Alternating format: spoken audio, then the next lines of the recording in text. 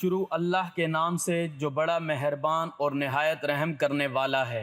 بسم اللہ الرحمن الرحیم۔ اللہ بہت خوش ہوتا ہے جو بندہ استغفر اللہ کے ساتھ یہ سورت پڑھتا ہے، وہ اللہ کے سوا کسی کا محتاج نہیں ہوتا۔ اے اللہ، تو ہی میرا رب ہے، تیرے علاوہ کوئی عبادت کے لائق نہیں۔ تو نے مجھے پیدا کیا اور میں تیرا بندہ ہوں اور تیرے عہد اور وعدے پر قائم ہوں۔ جس قدر طاقت رکھتا ہے میں نے جو کچھ کیا اس کے شر سے تیری پناہ چاہتا ہوں۔ اپنے آپ پر تیری نعمت کا اقرار کرتا ہوں اور اپنے گناہوں کا اعتراف کرتا ہوں، پس مجھے بخش دے کیونکہ تیرے علاوہ کوئی گناہوں کو نہیں بخش سکتا۔ محترم ناظرین، اللہ پاک بہت زیادہ خوش ہوتا ہے جو بندہ استغفر اللہ کے ساتھ قرآن کی یہ سورت پڑھتا ہے۔ وہ بندہ اللہ کا سب سے پیارا بن جاتا ہے، پھر اللہ سے جو مانگے گا اللہ خوشی خوشی اسے عطا کرے گا انشاءاللہ۔ ناظرین، استغفر اللہ وہ ذکر ہے کہ جب کوئی بندہ پڑھتا ہے تو اللہ پاک اپنے اس بندے سے بہت زیادہ خوش ہوتا ہے۔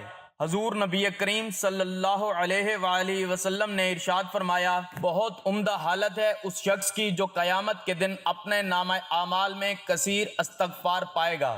حضرت انس رضی اللہ تعالیٰ عنہ سے روایت ہے کہ حضور صلی اللہ علیہ وآلہ وسلم نے ارشاد فرمایا، نگرانی کرنے والے دو فرشتے یعنی اعمال نامہ لکھنے والے فرشتے کسی بھی دن جب اللہ کے حضور کسی کا اعمال نامہ پیش کرتے ہیں اور اس کی اول آخر میں استغفار خوب لکھا ہوتا ہے تو اللہ تعالیٰ کا ارشاد ہوتا ہے کہ میں نے اپنے بندے کو وہ سب کچھ بخش دیا جو نامہ اعمال کے اول و آخر کے درمیان ہے۔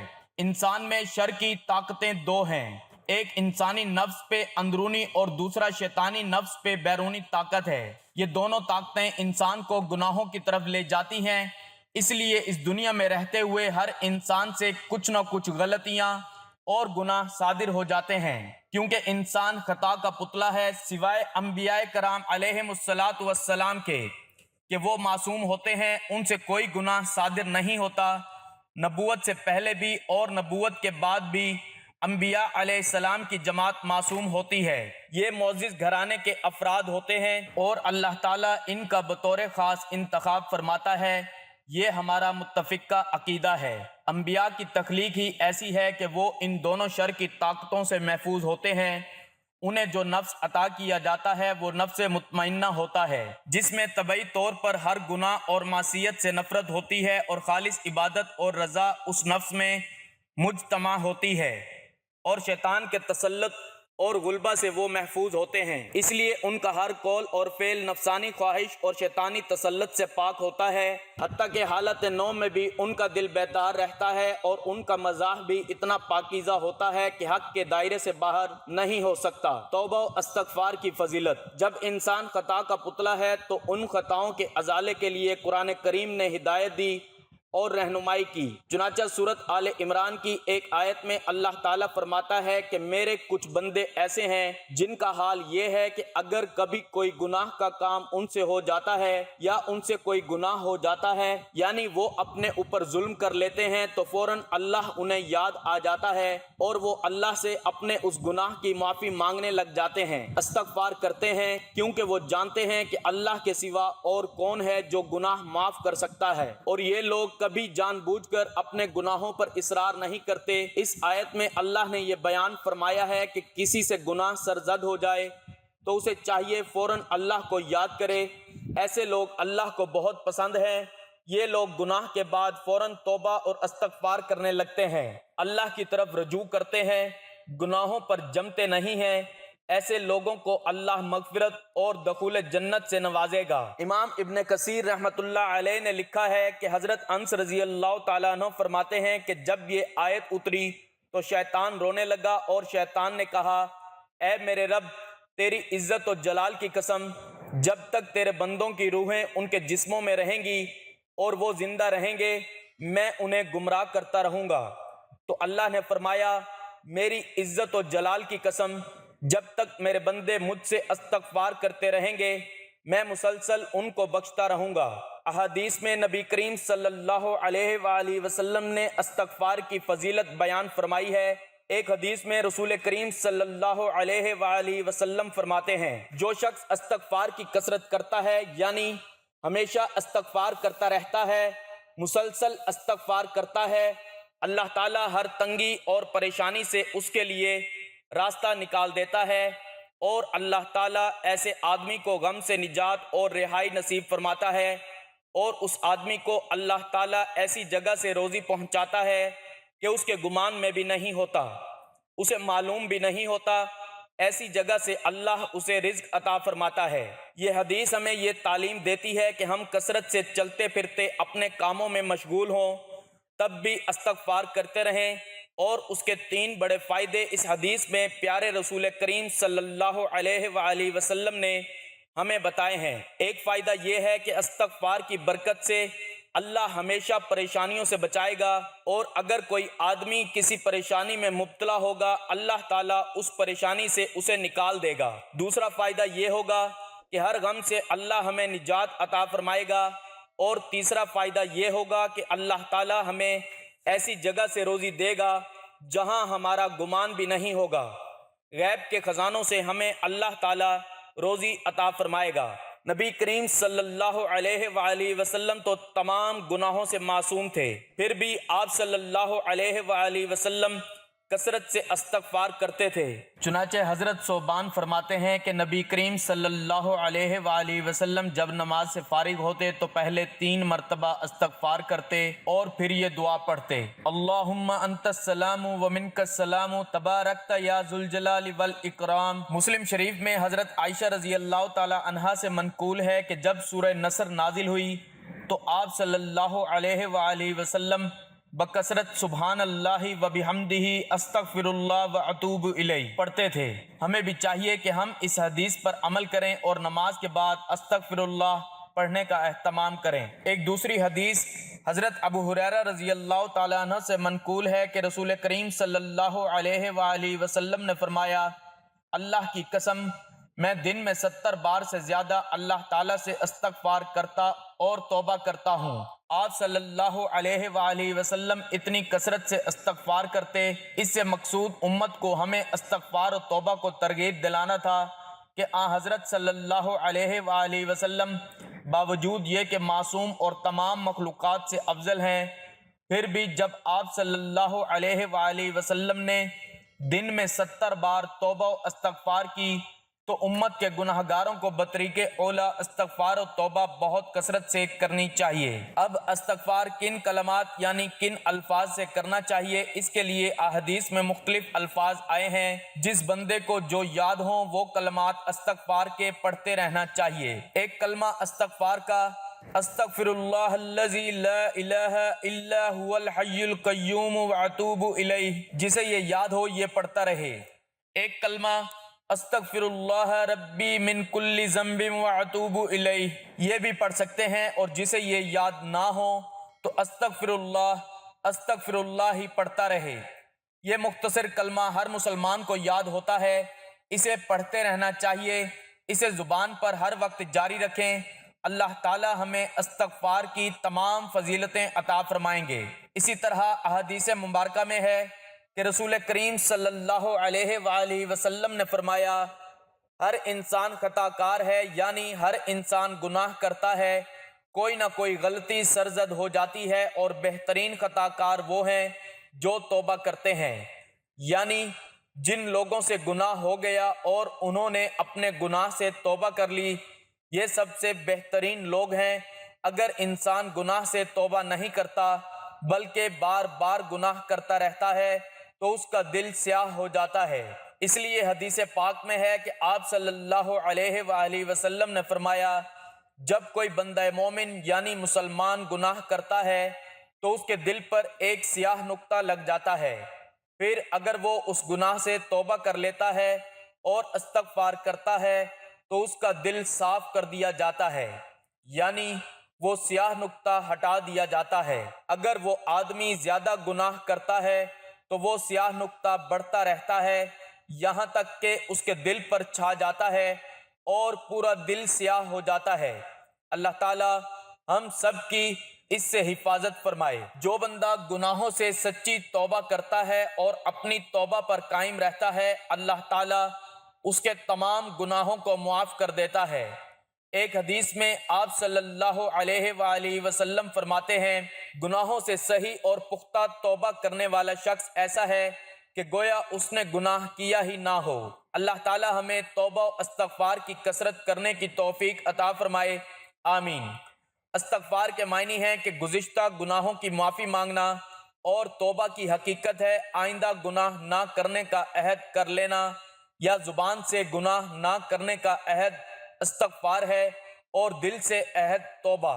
استغفار غفر سے بنا ہے، بامعنی چھپانا، چھلکا و پوست، چونکہ استغفار کی برکت سے گناہ ڈھک جاتے ہیں، اس لیے اسے استغفار کہتے ہیں۔ اللہ پاک قرآن پاک میں حضرت نوح علیہ السلام کا قول حکایتاً ارشاد فرماتا ہے، فَقُلْتُ اسْتَغْفِرُوا رَبَّكُمْ إِنَّهُ كَانَ غَفَّارًا۔ ترجمہ، تو میں نے کہا اپنے رب سے معافی مانگو، بے شک وہ بڑا معاف فرمانے والا ہے۔ استغفار کے کثیر فضائل احادیث مبارکہ میں آئے ہیں، جن میں سے 5 فرامین مصطفیٰ صلی اللہ علیہ وآلہ وسلم ملاحظہ کیجئے۔ بے شک لوہے کی طرح دلوں کو بھی زنگ لگ جاتا ہے، اور اس کی جلا یعنی صفائی استغفار ہے۔ خوشخبری ہے اس کے لیے جو اپنے نامہ اعمال میں استغفار کو کثرت سے پائے۔ جو اس بات کو پسند کرتا ہے کہ اس کا نامہ اعمال اسے خوش کرے، تو اسے چاہیے کہ اس میں استغفار کا اضافہ کرے۔ جس نے استغفار کو اپنے اوپر لازم کر لیا، اللہ پاک اس کی ہر پریشانی دور فرمائے گا اور ہر تنگی سے اسے راحت عطا فرمائے گا، اسے ایسی جگہ سے رزق عطا فرمائے گا جہاں اسے گمان بھی نہ ہوگا۔ استغفار کرنے سے انسان کے تمام چھوٹے بڑے گناہ معاف کر دیے جاتے ہیں، جن کو انسان شمار بھی نہیں کر سکتا، لیکن اللہ تعالیٰ کے پاس ان گناہوں کا پورا ریکارڈ ہوتا ہے، جبکہ انسان بھول جاتا ہے۔ ظاہراً و باطناً خضوع و خشوع کا حصول، کیونکہ جب انسان دل سے عاجزی کا اظہار کرتا ہے تب جا کر وہ توبہ کرتا ہے، کیونکہ نبی کریم صلی اللہ علیہ وآلہ وسلم کثرت سے استغفار کیا کرتے تھے۔ گناہوں سے بچنے اور اطاعت کرنے میں کوتاہی کا اعتراف، کیونکہ جب انسان اپنی کوتاہی کا اعتراف کر لیتا ہے تب وہ زیادہ سے زیادہ نوافل ادا کرتا ہے اور نیک اعمال کر کے اللہ تعالیٰ کے قریب ہونے کی کوشش کرتا ہے۔ استغفار دل کی سلامتی اور صفائی کا ذریعہ ہے۔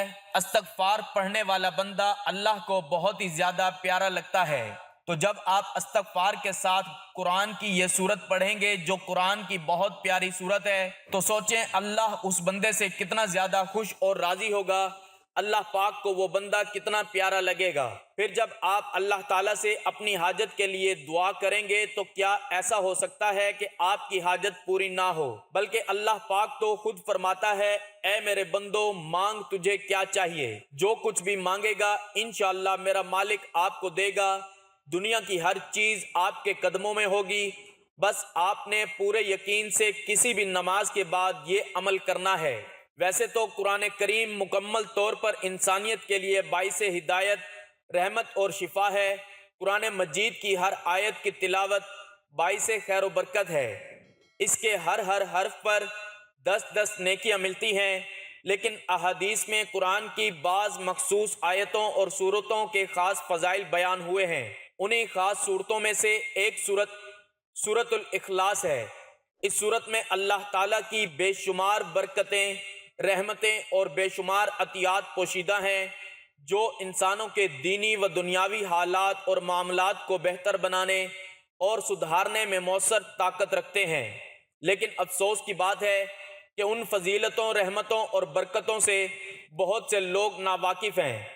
4 آیات پر مشتمل مختصر صورت اپنے اندر کس قدر بے شمار فضائل لیے ہوئے ہے، اس تحریر میں ان فضائل کے بارے میں جاننے کی کوشش کرتے ہیں۔ قرآن حکیم میں سورت اخلاص کا شمار ان اہم صورتوں میں سے ہوتا ہے جس کی عظمت اور فضیلت کافی آئی ہوئی ہے۔ چنانچہ آپ صلی اللہ علیہ وآلہ وسلم نے فرمایا کہ جس نے سورت اخلاص کی تلاوت کی اس نے 1/3 قرآن مجید کے پڑھنے کا ثواب حاصل کیا، کیونکہ یہ سورت اللہ تعالیٰ کی وحدانیت اور اس کے جملہ کمال صفات پر مشتمل ہے۔ اسی طرح اسے سونے سے قبل اور تمام نمازوں کے بعد موذتین کے ساتھ پڑھنا، خاص کر مغرب اور فجر کے بعد 3 بار پڑھنا مسنون ہے۔ اللہ تعالی ہمیں اس سورت کو بار بار پڑھنے کی توفیق عطا فرمائے۔ سورت اخلاص کی فضیلت یہ ہے کہ وہ ثلث قرآن ہے۔ سونے سے قبل سورت اخلاص اور موذتین کا پڑھنا مسنون ہے۔ موذتین کے ساتھ سورت اخلاص کا ہر نماز کے بعد پڑھنا، خاص کر مغرب اور فجر کے بعد 3 بار پڑھنا مسنون ہے۔ سورت اخلاص کے بے شمار فضائل و برکات ہیں۔ اللہ رب العزت 300 دروازے غضب کے بند کر دیتے ہیں، مثلا دشمنی، قہر، فتنہ وغیرہ۔ 300 دروازے رحمت کے کھول دیتے ہیں، 300 دروازے رزق کے کھول دیتے ہیں، اور اللہ تعالیٰ اپنے غیب سے رزق پہنچاتے ہیں۔ بغیر محنت کے اللہ پاک اپنے علم سے علم دیتے ہیں، اپنے صبر سے صبر اور اپنی سمجھ سے سمجھ دیتے ہیں۔ 66 مرتبہ قرآن پاک کے ختم کرنے کا ثواب عطا فرماتے ہیں، 50 سال کے گناہ معاف فرما دیتے ہیں۔ اللہ پاک جنت میں 20 بنگلے مرجان و زمرد کے بنے ہوئے دیتے ہیں، ہر بنگلے کے 70 دروازے ہوں گے، 2000 رکعات نفل پڑھنے کا ثواب دیتے ہیں۔ مرنے کے بعد پڑھنے والے کی نماز جنازہ میں 1,10,000 فرشتوں کی شمولیت ہوتی ہے۔ ناظرین، وقت کی نزاکت کو مد نظر رکھتے ہوئے آج کے وظیفے کی طرف چلتے ہیں۔ وظیفہ شروع کرنے سے پہلے آپ نے 3 مرتبہ درود پاک پڑھنا ہے۔ ایک بار ثواب کی نیت سے میرے ساتھ بھی درود پاک پڑھ لیں۔ اللہم صلی علی محمد وعلی آل محمد کما صلیت علی ابراہیم وعلی آل ابراہیم انک حمید مجید۔ اللہم بارک علی محمد وعلی آل محمد کما بارکت علی ابراہیم وعلی آل ابراہیم انک حمید مجید۔ ناظرین، اس سورت کے فضائل کے حوالے سے مسند احمد میں ہے کہ مشرکین نے نبی صلی اللہ علیہ وآلہ وسلم سے کہا اپنے رب کے اوصاف بیان کریں، اس پر یہ سورت نازل ہوئی۔ صمد کے معنی ہیں جو نہ تو پیدا ہوا ہو نہ اس کی اولاد ہو، اس لیے کہ جو پیدا ہوا ہے وہ ایک وقت مرے گا بھی اور دوسرے اس کے وارث ہوں گے۔ اللہ عز و جل نہ مرے نہ اس کا کوئی وارث ہو، اس جیسا اور اس کی جنس کا کوئی نہیں، نہ اس کے مثل کوئی چیز ہے۔ ترمذی وغیرہ میں بھی یہ روایت ہے۔ ابو یعلا مسلم میں بھی ہے کہ ایک عربی نے یہ سوال کیا تھا، اور روایت میں ہے کہ مشرکین کے اس سوال کے جواب میں سورت اتری۔ رسول اللہ صلی اللہ علیہ وآلہ وسلم فرماتے ہیں ہر چیز کی نسبت ہے اور اللہ کی نسبت یہ سورت ہے۔ صمد اسے کہتے ہیں جو کھوکھلا نہ ہو۔ بخاری شریف کتاب التوحید میں ہے کہ نبی صلی اللہ علیہ وآلہ وسلم نے ایک چھوٹا سا لشکر کہیں بھیجا، جس وقت وہ پلٹے تو انہوں نے کہا نبی صلی اللہ علیہ وآلہ وسلم نے ہم پر جسے سردار بنایا تھا وہ ہر نماز کی قرت کے خاتمے پر سورت قل هو اللہ احد پڑھا کرتے تھے۔ آپ صلی اللہ علیہ وآلہ وسلم نے فرمایا ان سے پوچھو کہ وہ ایسا کیوں کرتے تھے۔ پوچھنے پر انہوں نے کہا کہ یہ سورت رحمان کی صفت ہے، مجھے اس کا پڑھنا بہت ہی پسند ہے۔ نبی صلی اللہ علیہ وآلہ وسلم نے فرمایا انہیں خبر دو کہ اللہ بھی اس سے محبت رکھتا ہے۔ بخاری شریف کتاب الصلاۃ میں ہے کہ ایک انصاری مسجد قباء کے امام تھے، ان کی عادت تھی کہ الحمدللہ ختم کر کے پھر اس سورت کو پڑھتے، پھر جون سی سورت پڑھنی ہوتی یا جہاں سے چاہتے قرآن پڑھتے۔ ایک دن مقتدیوں نے کہا کہ آپ اس سورت کو پڑھتے ہیں پھر دوسری سورت ملاتے ہیں، یا آپ صرف اسی کو پڑھیے یا چھوڑ دیجئے، دوسری سورت ہی پڑھا کیجئے۔ انہوں نے جواب دیا کہ میں تو جس طرح کرتا ہوں کرتا رہوں گا، تم چاہو تو مجھے امام رکھو، کہو تو میں تمہاری امامت چھوڑ دوں۔ اب انہیں یہ بات بھاری پڑی، جانتے تھے کہ ان سب میں یہ زیادہ افضل ہیں، ان کی موجودگی میں دوسرے کا نماز پڑھانا بھی انہیں گوارا نہ ہو سکا۔ ایک دن جب کہ نبی صلی اللہ علیہ وآلہ وسلم ان کے پاس تشریف لائے تو ان لوگوں نے آپ سے یہ واقعہ بیان کیا۔ آپ صلی اللہ علیہ وآلہ وسلم نے امام صاحب سے کہا تم کیوں اپنے ساتھیوں کی بات نہیں مانتے اور ہر رکعت میں اس سورت کو کیوں پڑھتے ہو؟ وہ کہنے لگے یا رسول اللہ صلی اللہ علیہ وآلہ وسلم، مجھے اس سورت سے بڑی محبت ہے۔ آپ صلی اللہ علیہ وآلہ وسلم نے فرمایا اس کی محبت نے تجھے جنت میں پہنچا دیا۔ ترمذی اور مسند احمد کی حدیث میں ہے کہ ایک شخص نے آپ سے کہا، میں اس سورت سے بہت محبت رکھتا ہوں۔ آپ صلی اللہ علیہ وآلہ وسلم نے فرمایا، اس کی محبت نے تجھے جنت میں پہنچا دیا۔ ایک شخص نے کسی کو اس سورت کو پڑھتے ہوئے رات کے وقت سنا کہ وہ بار بار اسی کو دہرا رہا ہے۔ صبح کے وقت آ کر اس نے نبی صلی اللہ علیہ وآلہ وسلم سے ذکر کیا، گویا کہ وہ اسے ہلکے ثواب کا کام جانتا تھا۔ تو نبی صلی اللہ علیہ وآلہ وسلم نے فرمایا، اس کی قسم جس کے ہاتھ میں میری جان ہے، یہ سورت مثل تہائی قرآن کے ہے۔ صحیح بخاری کی ایک اور حدیث میں ہے کہ رسول اللہ صلی اللہ علیہ وآلہ وسلم نے اپنے اصحاب سے فرمایا، کیا تم سے یہ نہیں ہو سکتا کہ ایک رات میں ایک تہائی قرآن پڑھ لو؟ تو یہ صحابہ پر بھاری پڑا اور کہنے لگے، بھلا اتنی طاقت تو ہر ایک میں نہیں۔ آپ صلی اللہ علیہ وآلہ وسلم نے فرمایا، سنو، سورت قل ہو اللہ تہائی قرآن ہے۔ تو ناظرین، درود پاک پڑھنے کے بعد پھر آپ نے ایک تسبیح استغفر اللہ کی پڑھنی ہے۔ جب آپ اس کو پڑھ لیں پھر آپ نے صرف 3 مرتبہ سورت اخلاص پڑھنی ہے۔ قل ہو اللہ احد اللہ الصمد لم یلد ولم یولد ولم یکن لہ کفوا احد، اور آخر میں پھر درود پاک پڑھ کر اللہ سے دعا مانگنی ہے۔ انشاءاللہ جو مانگیں گے میرا مالک آپ کو رزق، دولت، عزت، شہرت، بیماری سے شفا مانگیں، قرض سے نجات مانگیں، تنگ دستی اور غربت سے نجات مانگیں، گھر اور کاروبار میں برکت مانگیں، جو بھی دعا مانگو گے انشاءاللہ آپ کی ہر دعا قبول ہوگی۔ اگر آپ اس عمل کو اپنی زندگی کا حصہ بنا لیں گے تو آپ اللہ کے محبوب اور پسندیدہ بندوں میں شامل ہوں گے، سوائے اپنے رب کے کسی کے محتاج نہیں ہوں گے انشاءاللہ۔